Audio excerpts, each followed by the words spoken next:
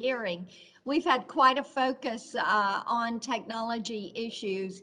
And I know Senator Klobuchar mentioned to you the hearing that we had yesterday, where we had the Instagram CEO before us. And Senator Blumenthal and I are continuing to work on these issues around privacy, data security, making certain that the virtual space is going to be safe for all users and especially for our children.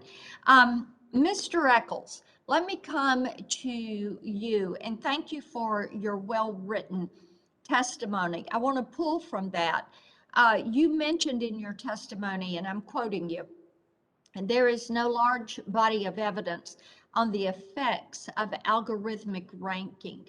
You also noted that for a single user, there often are more possible rankings of available items than there are atoms in the universe.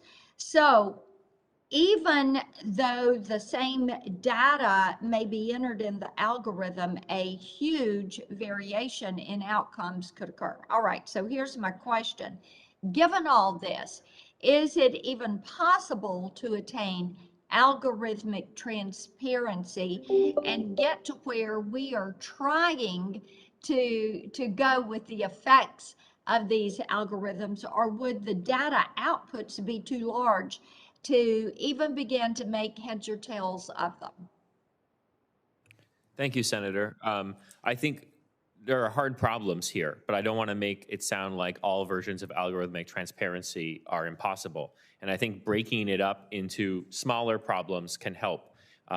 Actually, even for data scientists and ranking engineers at these companies, they have to do a lot of work to understand their own algorithms in a lot of cases. And that's in part because they're doing things like looking at the contents of a photo, figuring out what's in the photo, and knowing whether you might actually be interested in that content, right? So that becomes a very complex process. But luckily, some of that can be broken down into kind of more comprehensible pieces, because at the end of the day, there's a prediction about whether you're going to click on that content, whether if we asked you in a survey, you'd say it was important. And those are each given weights in these algorithms. Those weights, if disclosed, can give you a good picture of what is actually being valued. The New York Times reporting on TikTok wrote out the equation, supposedly, for TikTok's weights on those predictions. So that kind of level of transparency could take us somewhere that isn't necessarily the entire algorithm, which in fact has billions of parameters. There's billions of numbers used to determine many of these algorithms. Let me interject right there. Let's talk about TikTok. We know that TikTok likes to hook young users, and we know that TikTok is collecting this information, and basically what they are doing with their Chinese Communist Party shared ownership, I guess you would say, is they're basically creating dossiers on Americans, and then they have the ability to funnel that information back to the Chinese government. Should policymakers give more thought to the way that algorithms and the way that companies collect the data, the way they hold this data, the length of time they hold that data, and then look at that as national security risk? Thank you, Senator. I think as Americans, we've had the luxury of having so many of the tech giants here in the US and the result of American innovation. And so as that changes, as we depart from that, that raises a bunch of questions that in a lot of ways other countries have been grappling with for a while. And so my sense is that there certainly could be additional scrutiny there when data is moving overseas to authoritarian regimes that perhaps don't have the kinds of privacy protections that we'd at least like to imagine for Americans here. But policymakers maybe have to think about this from a foreign relations perspective as well, because a lot of these other countries are imposing regulations that require data from American companies to be there locally, require employees who are locally in that country to potentially be on the hook criminally if those companies don't comply with sometimes really un-American regulations locally. So I don't know how to navigate that, but it sounds Okay. like an important project for all of you. Okay, Ms. Polis? Hi, Senator. Yes. Ms. Polis, do you have any comment?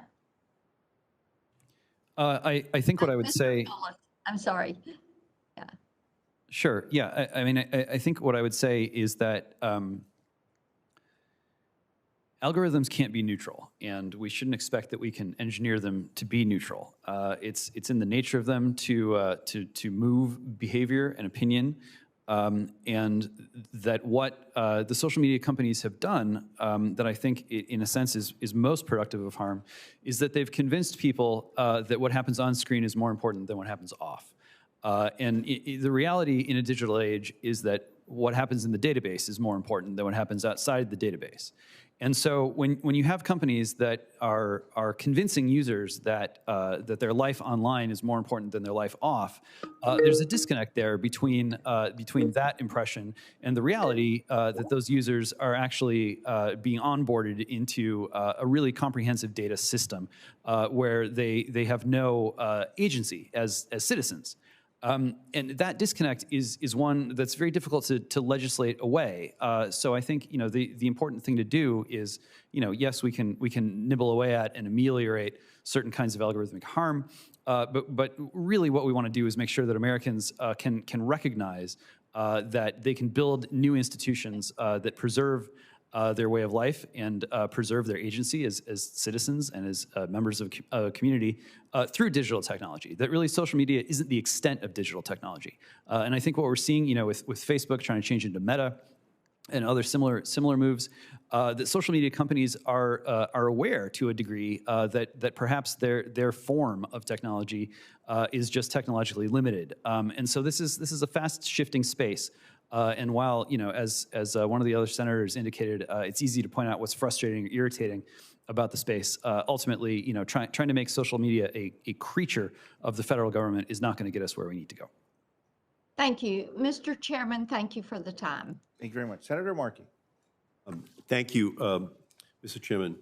At the same time, social media companies can't escape the same rules that everyone else has to play by. So, I think many in the industry think that just because they have to play by the same rules means they're a creature of the government. No, they're not a creature of the government. They're a creature of the American people. That's who they're supposed to be serving, the American people. And they can't escape those responsibilities. And so I thank you, Ms. Gonzalez, for mentioning my bill.